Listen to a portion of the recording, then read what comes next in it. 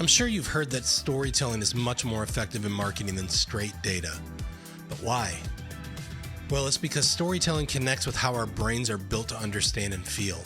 In our brains, there's two important areas, Wernicke's and Broca's areas. Wernicke's area helps us understand language, while Broca's area helps us speak and express ourselves. So when we hear a story, both of these areas light up in our brains.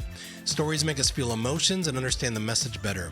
And that emotional connection is really important in marketing because it helps us relate to the brand and remember it. Stories are also easier to remember than just facts or numbers. They activate different parts of our brain, making the information stick in our mind much longer. Plus, stories make brands seem more relatable and convincing. So when a story feels familiar or touches our emotions, we're more likely to trust the brand behind it. So in marketing, storytelling is powerful because it speaks to our brains in a way that data alone can't.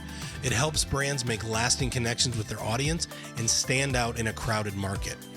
So if you want your brand to stand out, tell me a story.